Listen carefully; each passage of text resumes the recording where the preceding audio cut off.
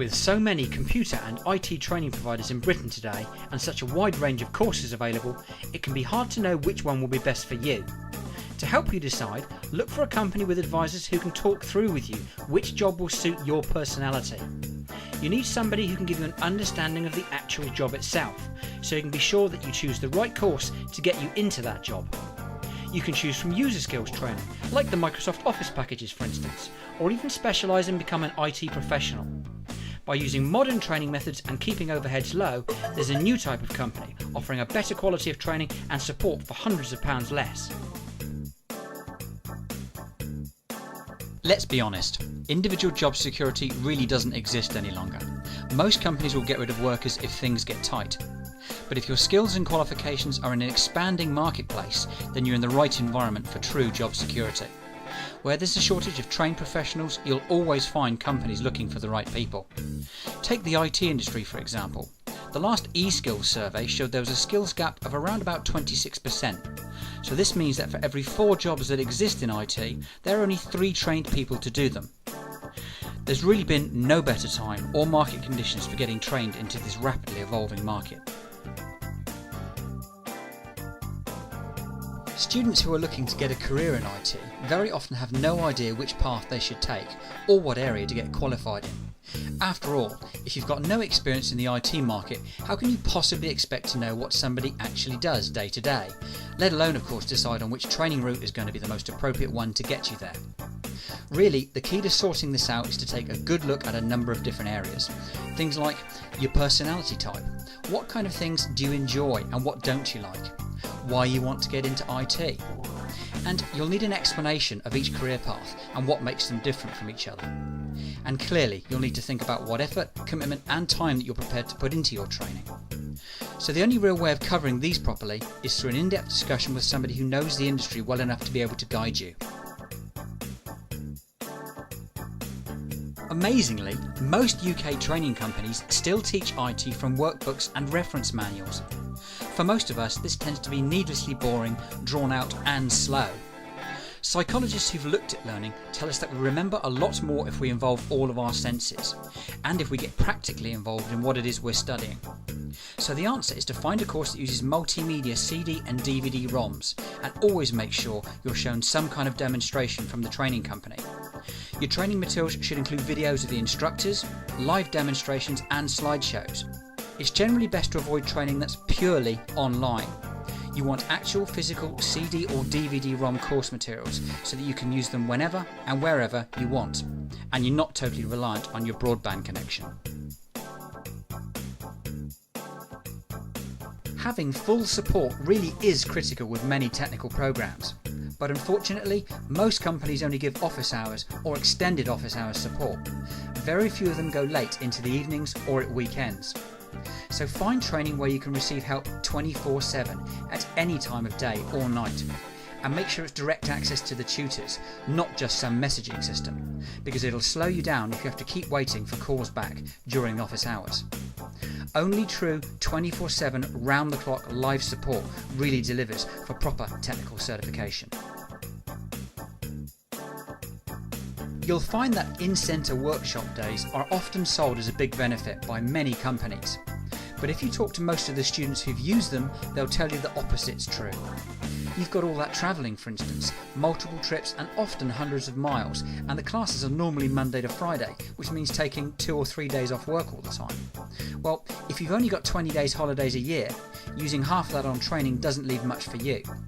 And don't forget the extra costs of travelling and accommodation either. Sometimes this runs into hundreds and even thousands of pounds extra. And maybe you'd like to work at your own pace, or maybe you want to keep your training private so there aren't any repercussions at work. And how do you honestly feel about asking questions in a class full of other people? All these reasons and more are why it's much simpler to watch and learn from pre-filmed classes, taking them when it's convenient for you and not someone else. You can redo the modules as many times as you want, and there's no need to take notes because you've already got the lesson. Quite simply, you'll save time, hassle and money. Always look for authorised exam preparation materials as part of any technical training package. It's very easy to get thrown by practising exam questions that don't come from official sources. Often, the way questions are phrased can be quite different, and you need to be ready for this. And always test your understanding with quizzes and simulated exams before you take the real thing. You'll be far more confident and much more likely to pass. Offering exam guarantees is a popular sales gimmick at the moment, but if you examine the small print, you'll find out what's going on. Obviously, the exams aren't free, you are paying for them. They've just been included in your package price, which means of course that you're paying for them up front. Now you should know that a lot of profit is made by companies charging their exam fees at the start, and then hoping that you won't take them all.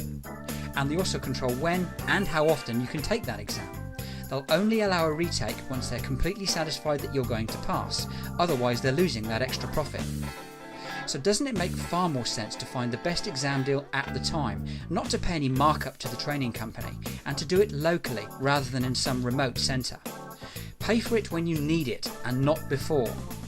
The honest truth is that if a student pays for their own exams one at a time, they'll be much more likely to pass first time, as they'll be conscious of the cost and they'll apply themselves appropriately.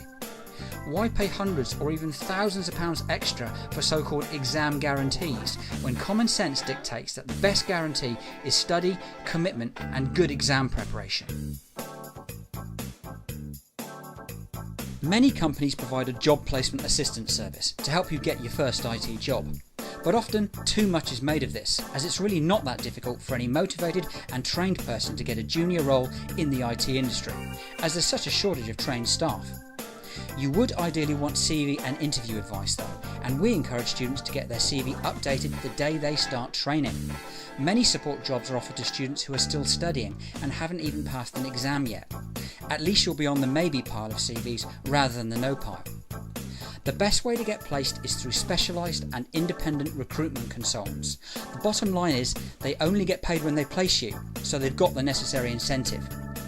Many students, it seems, are prepared to study their hearts out for years sometimes, only to give up at the last hurdle when looking for their job. Market yourself. Make an effort to get in front of employers. Don't expect that perfect job to just fall into your lap. Take a good look at the certifications that you're considering. Make sure they're all current and commercially required. Don't bother with courses that lead to unknown in-house type certificates. Only the fully recognised accreditations from the major players like Microsoft, CompTIA, Adobe and Cisco are really going to mean anything to employers. One question that often comes up is why should we get commercial certification rather than traditional academic qualifications that you get through schools, colleges or universities? Well, essentially industry recognises that gaining the proper accreditation from the likes of Microsoft, CompTIA, Cisco or Adobe is far more effective and specialised, saving both time and money. Commercial certification concentrates on the actual skills that are required, together with an appropriate level of background knowledge, rather than going into the depths of background detail that academic courses can often get bogged down in. The bottom line is, recognised IT certification provides exactly what an employer needs. It says what you do in the title. For example, the Microsoft Certified Professional Qualification in Windows XP Administration and Configuration. So, an employer just needs to identify exactly what they need and what certifications will fulfil that need, which of course makes it much simpler for them, and that's why they prefer it.